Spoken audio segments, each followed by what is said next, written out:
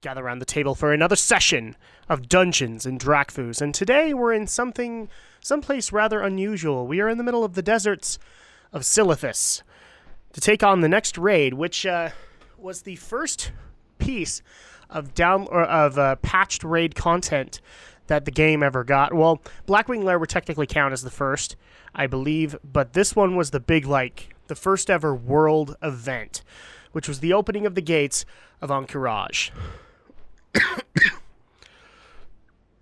Excuse me. So, with that, there is actually one quick thing that I want to explain before we get into the lore of this place, because there's technically two raids to it. One of which was a 10 to 20 man raid, the other was a 40 man raid, and today we're going to be taking on the Ruins of Ahn'Qiraj, which is the 10-20 man version.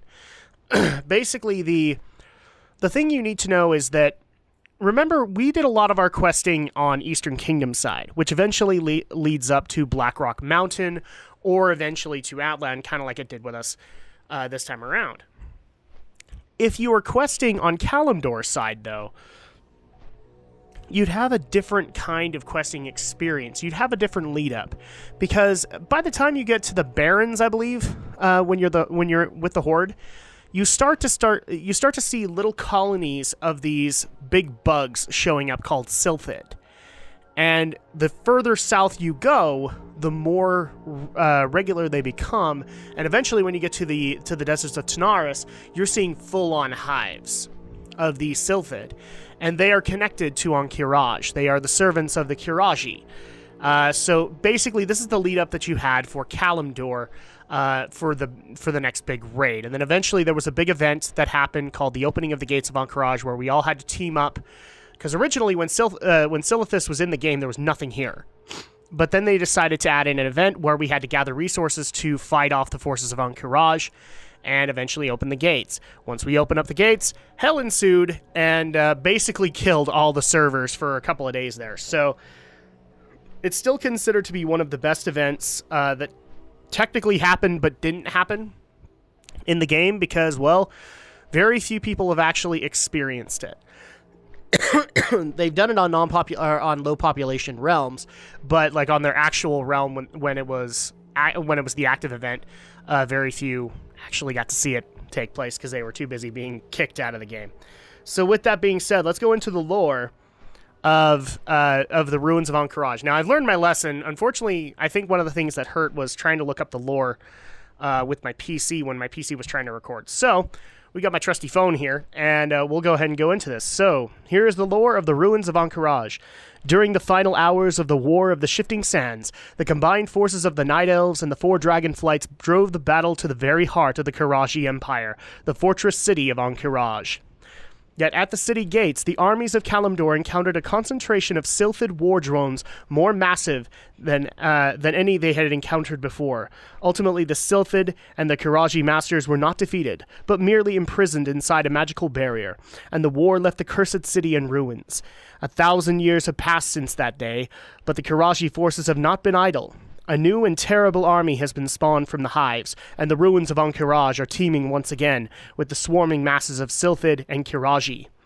This threat must be eliminated, or else all Azeroth may fall before the terrifying might of the new Qiraji Empire. So with that, this is taken from the... It doesn't say that it's from the official...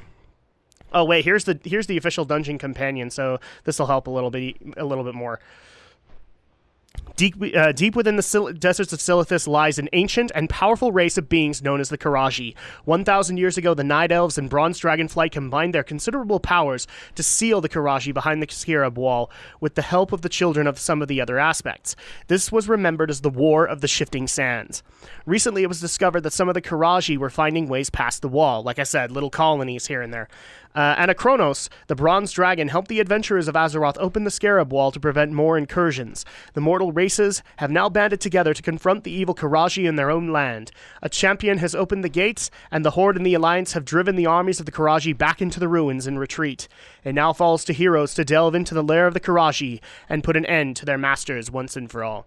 So this is taken from Wowpedia, which is supposed to be like the dungeon companion entry. And let's go ahead and get things started, and then we'll go over the boss lore as we go along. Like I said, there are two separate raids here.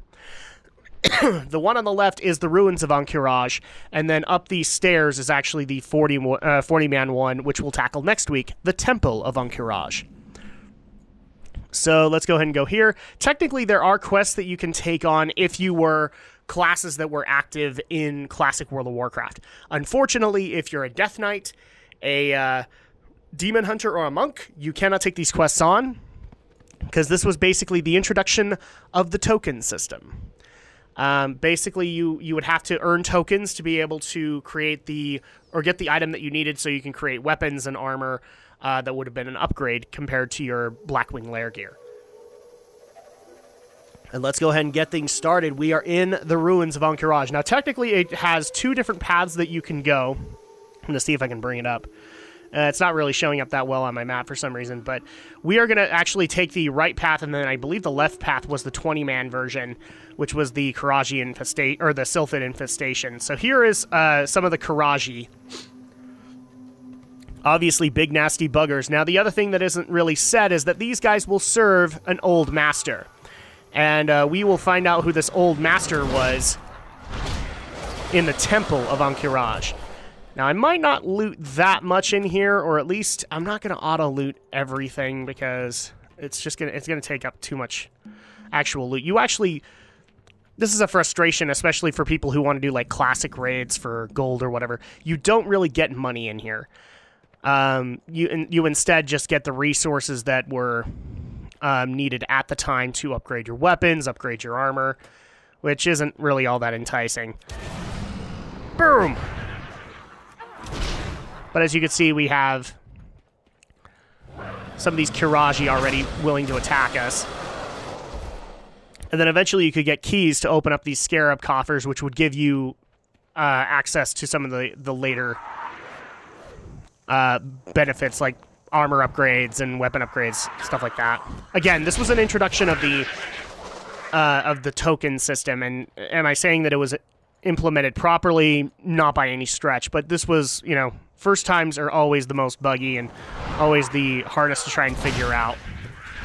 Thankfully, though, they did learn their lessons in Burning Crusade, and the token system really does... Oh, crap. And I accidentally pulled this guy. So this is Kuranax. He is the first boss. So we'll go ahead and kill him. And then we'll go over his lore, because I didn't mean to do that. Let's see. So Kuranax. Here's the hard part, is that I actually have to track these guys down. Here we go. Kuranax. And there really isn't any information about him. He's just the first... Kuranax, a large sand reaver, is the first boss found in the Ruins of Ahn'Qiraj. He has a wide aggro radius and can see stealth rogues. So that's pretty much all of the history that Kuranax has. He's just a giant worm. So, oh, and look there, ha ha ha, the walls have been breached. That's actually the final boss of Ruins of Ahn'Qiraj, and you can already see the Alliance and the Horde kind of stepping in here for their own story. So let's go ahead and follow them. And they're actually going to head over here. And this used to be actually a very big event for this guy, Lieutenant General Androff, where he actually is going into this gauntlet, and you have to keep him alive. So as you can see, there's this big general's general's terrace with a bunch of Qiraji, and then at the very end is General Rajax, who is actually kind of lore crucial. Let's see if we actually have his lore available. Yes, he does have a history. So, the mighty Qiraji known as General Rajax commands the Qiraji armies in battle. He was described in the War of the Shifting Sands as a towering monstrosity, swinging clawed limbs, looming over all and always shouting commands to insect soldiers of Qiraji and Sylphid during battle. During the War of the Shifting Sands, Rajax clashed with Fandral and Valstan Staghelm. Now, Valstan is actually Fandrel's son, the leaders of the Night Elf forces. Later, he personally killed Valstan. And if people know the later lore of World of Warcraft, this is a crucial event for Fandral Staghelm, one that basically kind of drove him insane due to grief. So we are going to come in here and take revenge on General Rajax. And if I'm not saying that right, I'm sorry.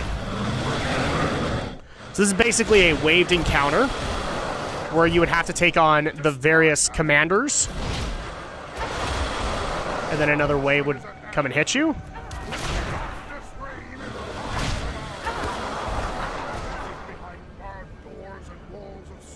And you can kind of hear him, but this is Rajax taunting you.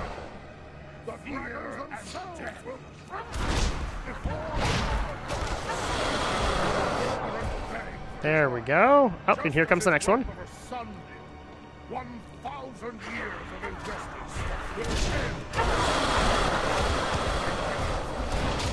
And here comes Rajax.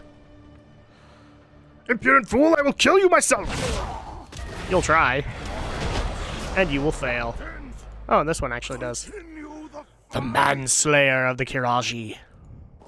So you actually will get some legit loot from the area. And in fact, I'm going to go back to Kuranax and see if he had anything to drop. The Manslayer of the Kiraji. Which, there we go. That's what it looks like. It's a two-handed sword, so... That's one of the complaints that I have with Ahn'Qiraj, is that a lot of the gear that came out of it wasn't the best looking, especially after Blackwing Lair. Blackwing Lair has some of the best looking gear ever. Excuse me. So we have the Belt of the Sand Reaver, which we could probably sell, and then there you go. Okay, so from here is actually where we have to split off. From here, you actually get the option of two paths. One is what I like to call the Kiraji part, or the Obsidian part, and then the other one is the Sylphid part, where it's got a lot of Sylphid corruption. We're going to go down both, but we're going to start off with the Obsidian path. Excuse me. This is just not my day. I'm still coughing and all that stuff. It's in the morning, so... Actually, you can kind of see them from here. The Obsidian Destroyers.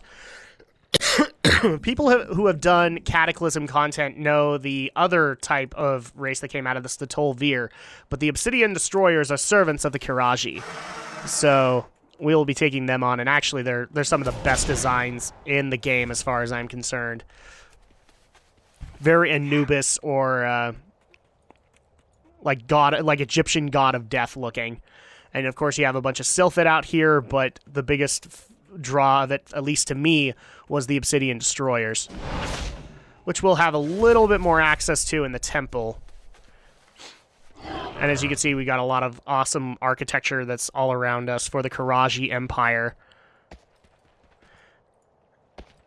And here's another Obsidian Destroyer. We'll go ahead and take care of him. Now, you'll notice they're dropping little obsidian chunks. This was stuff that you... This was basically the mining and...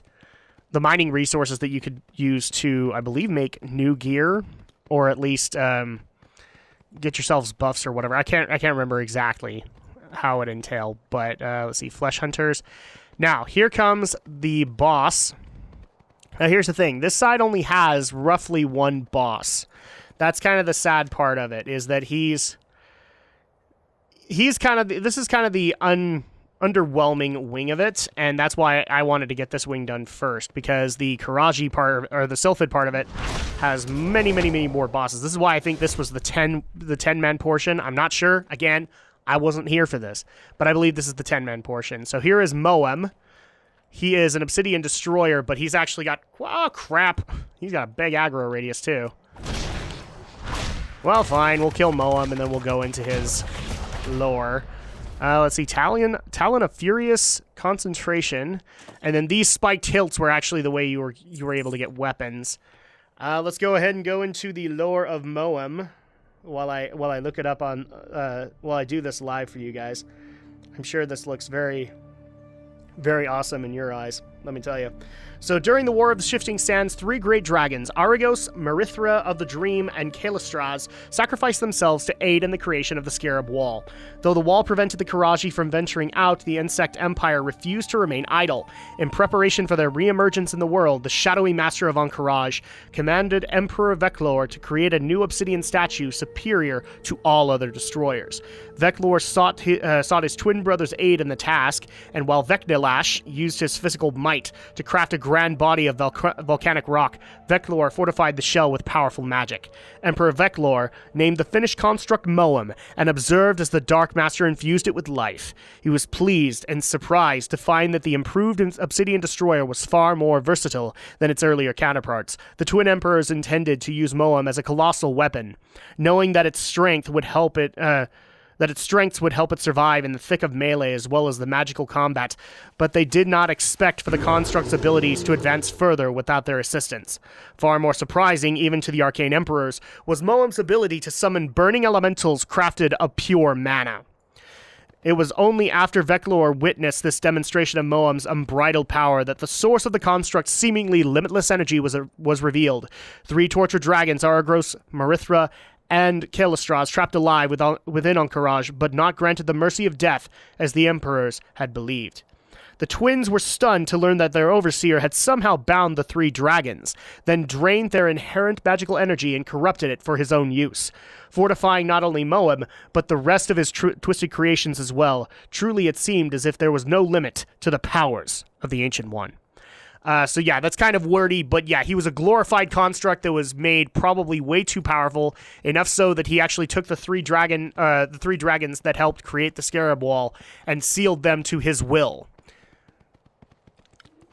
Now, people might be wondering why I'm going back. This is technically the only boss that you get in this wing. This is why I wanted to get it done early.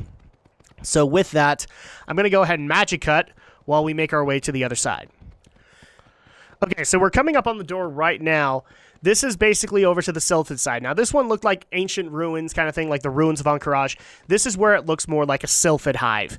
And probably a little bit more appropriate, as the ground soldiers right now for the Qiraji are the Sylphid. So we will go ahead and make our way into this portion and come across our first bosses. Thankfully, this part, like I said, I think this was the 20-man version because this one has more bosses along the way. And all lead to one final boss, Osirian the Unscarred, who we will see in the next little bit. Now, here's the thing. Down here is actually where the first boss is, and that is Buru the Gorger. So we're going to go ahead and go down to him first. And actually, let's go ahead and go into his lore before we engage him. So yeah, you can see he's a big bad Sylphid. That makes sense. And let's see, so Buru the Gorger. I have to do this on the phone so that I don't lag things. And unfortunately, there isn't a whole lot there. Buru the Gorger is a Sylphid Colossus boss in the Ruins of Ahn'Qiraj. That's roughly the lore that we have of this guy. Like I said, back in Blackwing Lair, some bosses have lore, some don't. This was thankfully fixed in Burning Crusade, where a lot more bosses have lore. I think we did come across a few that didn't, but it was, like, compared to the original World of Warcraft, it wasn't that big a number. So with that, we actually disassemble his hive, and we can move on deeper on our little water strider into the Ruins of Ahn'Qiraj. Now, people have actually asked my thoughts on this, on Ahn'Qiraj. I actually know people who both love and hate this boss. Back in the day, for some people, Ahn'Qiraj was a guild killer. And by that, I mean, like, in order to progress, guilds died or merged to be able to properly do it. And so that's both a good and a bad aspect. For all the people that I know, this instant, or not the Ruins, but Temple was mostly a guild killer. Mainly because of the difficulty of the bosses, or at least the later on bosses. And you guys will see in a bit. Blizzard does have a reputation, like, I love the fact that people give crap to Blizzard that they don't have a reputation for unrelenting difficulty. They do, and this is actually one of those examples where they tried to make something that catered to the raiding crowd at that time, and obviously they had to one-up Blackwing Lair. And I think a lot of the decisions that were made here were made with the intention of one-upping Blackwing Lair. Did it work to their satisfaction? I don't know if it did. Like I said, some people remember this. This is something that comes out with every raid instance. Some people remember them fondly, some don't. Like, for example, I'm one of those few people that love Dragon Soul back in Cataclysm. I am very much in the minority, but there are people like me who appreciate Dragon Soul and what it tried to do. This is one of those cases, too, where some people just don't like this instance, and that's fine, but others do, and it's completely fine there. And here is the next boss, and this one, I love seeing, like, the occasional hunter pet get... Oh, no, and I actually just barely engaged him. That's the other thing, too. These things have amazing aggro ranges. So Crackling Jade Lightning. Let's see if we can get him down here. If not, that's fine. I can still sit here and hammer him. Oh, there we go.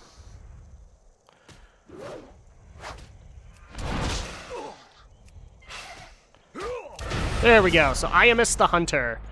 Let's go ahead and check your loot, and then we will check to see if you have any lore. So Boots of the Desert Protector, and then Ornate Hilts. So that was probably for like a paladin or a warrior. Let's see. What was the lore for Iamus the Hunter? Iamus the Hunter. Iamus is a Silted Wasp boss in the Ruins of Ahn'Qiraj. Yeah, there's not a whole lot there. But the next boss, I believe, does have some lore to him. Let me double check. I don't want to disappoint people when I say that. Let's see, Osirian the Unscarred, because he is next, and he is the final boss. And unfortunately, well, there is a history to him. Never mind. There is a history. So let's go ahead and ascend the stairs to the lair of Osirian the Unscarred. And he's actually another construct that was created in the War of the Shifting Sands, an Anubisath, which is basically the... if you've ever seen a giant, like, Anubis-looking statue, that's the Anubisath. You could see them in Cataclysm, as well as, I think a couple of other places had, like... Either they had direct Anubisath Guardians, or they had something similar to it. So that's an Anubisath right there. We'll go ahead and take him out, because... I just want to show, like, the scale of these guys. If you were part of the invasion event, then you actually saw these guys, like, try to take over the world. Except much, much, much bigger. So let's go ahead and go into the lore of Osirian the Unscarred before we pull him, because we're going to pull the rest of this room when we do. During the War of the Shifting Sands, as the Anubisath constructs crumbled under the Bronze Dragonflight's assault, a single Anubisath did the seemingly impossible. He found a way to fight back. Osirian targeted one of the leaders, the massive dragon Grakarond, and hurled his obsidian sword through the beast's wing. The crippled worm descended, crushing the Qiraji as it fell. The dragon mauled Osirian nearly to death, but the remaining Anubisaths and Qiraji now had a target on the ground to focus on, and they swiftly converged and overwhelmed the noble dragon. Osirian's beaten body was dragged back to the Ruins of Ahn'Qiraj following the battle, where he should be, by all rights, have perished. It is whispered that Osirian found the favor of the malevolent force that reigns over the Qiraji, for in spite of his wounds, the construct survived. When the mighty Anubisath woke, he found himself transformed, his strength bolstered, and his wounded head bound in the visage of a hawk. Emperor Vecnalash himself explained that what had occurred, where all others, including the Qiraji general Rajax, had failed to find a way to counterattack the Anubisath had succeeded. For that he had received a gift. Osirian's essence had been bound to several ancient crystals of distant origin, which would grant the Anubisath champion near invulnerability. There was a price for this boon, however. Osirian's life was maintained by the crystals, and if he should ever stray too far from them, the Anubisath would swiftly die. As others learned of Osirian's survival, the Anubisaths began to refer to him as the Unscarred, revering him as a nearly invincible hero. The legends say that Vecnalash secretly entrusted Osirian with the responsibility of maintaining a watch on General Rajax, to ensure that the commander would never fail again. Osirian serves the emperors to the best of his ability, despite the frustration of being eternally bound to a single location. The bones of Grakarond have become a sacred site to the Anubisaths, a testimony to their ability to defeat even the most powerful of enemies. So that's basically the entry there. These got wordy, and it's unfortunately just because they're on Wowpedia. But basically, as we go in here, you're going to see why he looks the way he does, and that is Osirian the Unscarred. Now, I've checked this room before. The bones of Grakarond, unfortunately, are not here. But I believe they are out in the deserts of Silithus. So let's go ahead and take on Osirian. And here's the thing. When we pull him... Oh, no, we're not going to... I thought we were going to pull the rest of the Anubisath Guardians, but we did not. So there you go. Ruins of Ahn'Qiraj. No, he's dead, and there's the crystal that keeps him alive, and you're... Actually, you had to use that in the boss fight to kill him. Let's see. So we have the head of Osirian the Unscarred. So we'll probably take that with us. Let's go ahead and take some of these and we'll just sell them. And then finally, we have the head, which actually is yet another event. Sadly, you don't get to see his head mounted on a pike, but here's what you do get. Oh crap! Did I exit out of it? Here we go. So let's look at this. No, I want to see it in. Crap! I want to see it in storyline. Let's see. Give it a second. Oh, can I just do this? Here we go, storyline. Okay, so the fall of Osirian. A terrible menace has been laid to rest. The cruel Osirian has been vanquished. The denizens of Kalimdor would be relieved to know of this victory. Take Osirian's head and present it to Commander Marilith of Cenarion Hold. So we are going to go ahead and do that, and for that, we're going to do a quick magic cut while we make our way back to Cenarion Hold. Okay, we are out of the Ruins of Ahn'Qiraj, and before we ended this, I actually did want to show, like, Silithus. So you can see on full-on Silphid hives are here. This is very much the lair of the Qiraji, and you can see the Scarab Wall right there. As well as, that's actually, in my opinion, the greatest sight ever, is that big hive that has a bunch of bugs swarming around it. So that's basically what you're walking into in Silithus. You are in the lair of the enemy. And it feels very much like there is no hope. But thankfully, in the middle of it, we have Cenarion Hold, which is watching over the gates of Ahn'Qiraj to make sure that an onslaught doesn't happen. So for that, let's go ahead and turn things in. Where is the general I need to find? Oh, he could be at the end here. There we are. So here is General Marilith, or Commander Marilith. Ah, Drakfu, you have returned, and in one piece, I might add. What news do you bring from Ahn'Qiraj? I brought you ahead. I offer you my highest commendation, and your choice of an item of power, Drakfu. You have done the people of Kalimdor a great service. And for that, we actually get the choker of the Shifting Sands, which is not all that much of an improvement. And then, of course, he also says, Soldiers of Kalimdor, heroes of Silithus, what among you has dealt a vicious blow to our mortal enemies? Drakfu and his allies have relieved the ruins of Ahn'Qiraj of its merciless leader. Osirian the Unscarred, scourge of Silithus, has finally been destroyed, and his armies wholly dismantled. And that actually is going to go ahead and do it for this week. So when we get back next week, we'll be taking on what unfortunately is going to be the last classic raid that we can take on. But it's going to be to finish up this arc with the Temple of Ahn'Qiraj and the horrors that lay within. We'll see you guys next time.